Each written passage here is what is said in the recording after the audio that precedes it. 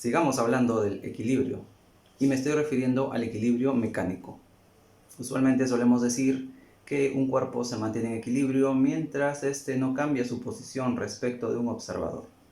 El cambio de posición está relacionado al movimiento, y como bien sabemos, el movimiento es relativo, pues depende de quien lo observe.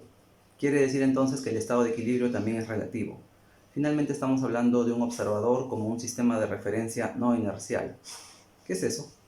Simplemente es un observador que se mueve sin aceleración.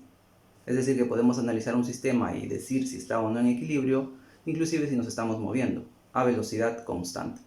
De eso se trata. Muy bien, te presento aquí los dos tipos de equilibrio. El equilibrio de traslación y el equilibrio de rotación.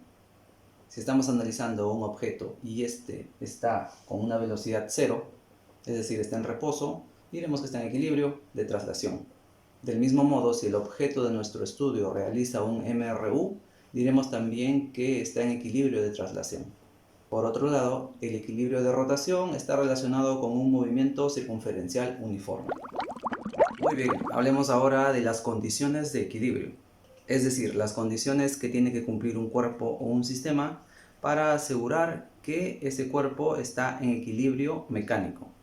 Únicamente diremos que un cuerpo está en equilibrio mecánico si cumple las dos condiciones de equilibrio. Estudiemos ahora la primera condición de equilibrio.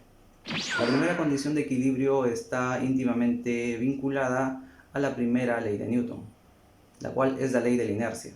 Te recuerdo que la inercia es una propiedad inherente a la materia y esta ley nos habla acerca de que todo cuerpo que está en movimiento o en reposo va a continuar en ese estado mientras no exista una fuerza que altere dicha condición. Para la primera condición de equilibrio, si un cuerpo está en equilibrio de traslación y sobre él actúan muchas fuerzas, quiere decir que la fuerza resultante debe ser cero.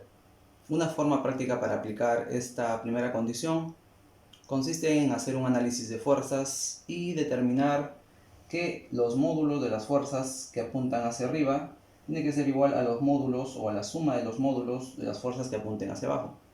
De igual manera, la suma de los módulos de las fuerzas que apuntan hacia la derecha tendrían que ser igual a la suma de los módulos de las fuerzas que apuntan hacia la izquierda. Toda esta simbología aparentemente es complicada, pero realmente no lo es. En la práctica es más sencillo. Y en el caso que hubieran fuerzas inclinadas, tendríamos que hacer una descomposición rectangular.